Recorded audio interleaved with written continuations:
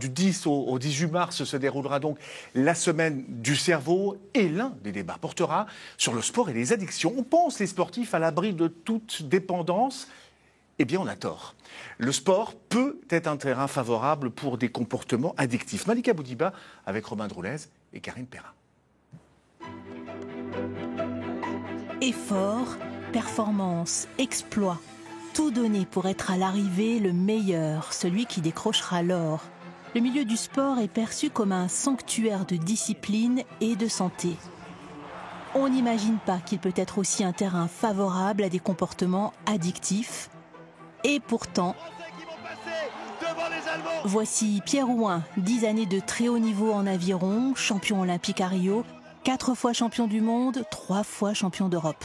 Quand on parle du sport et qu'on aborde la question de l'addiction, c'est souvent pour les produits dopants. Mais il y a aussi une autre forme d'addiction, une forme d'addiction que j'ai touchée du bout des doigts finalement à un moment donné en fin de carrière. J'ai à cœur d'en parler pour que finalement les personnes qui sont assujetties à ce mal puissent s'en délivrer et puis aussi pour prévenir les autres.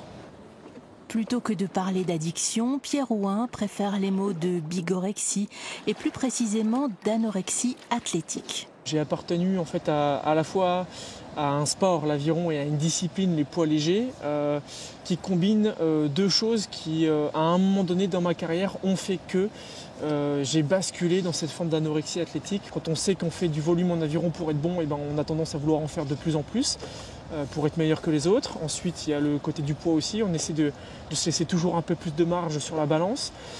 Donc voilà, il y a ce côté aussi avec le lien qu'on fait avec le corps. Plus je m'entraîne et plus je vais maigrir aussi.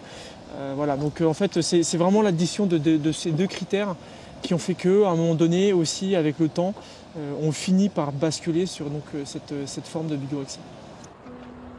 Les sportifs, qu'ils soient de haut niveau ou pas, ont les mêmes risques que le reste de la population en termes d'addiction. Certains environnements peuvent exposer un peu plus.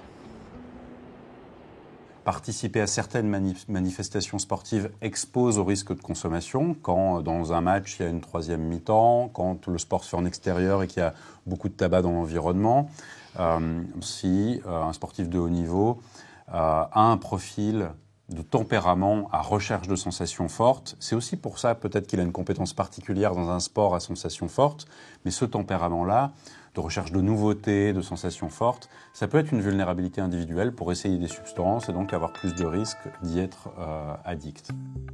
Bigorexie, addiction, c'est le cerveau qui est en première ligne. Il se passe la même chose dans l'encéphale d'un sportif addict que dans celui de n'importe quelle autre personne qui souffre de dépendance.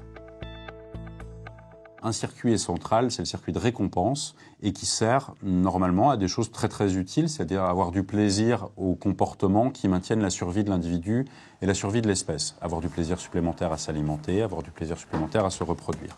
Dans l'addiction, ce circuit dysfonctionne en ce sens qu'on n'a plus de contrôle des structures plus évoluées du cerveau sur ce circuit qui en fait est en quelque sorte en pilote automatique.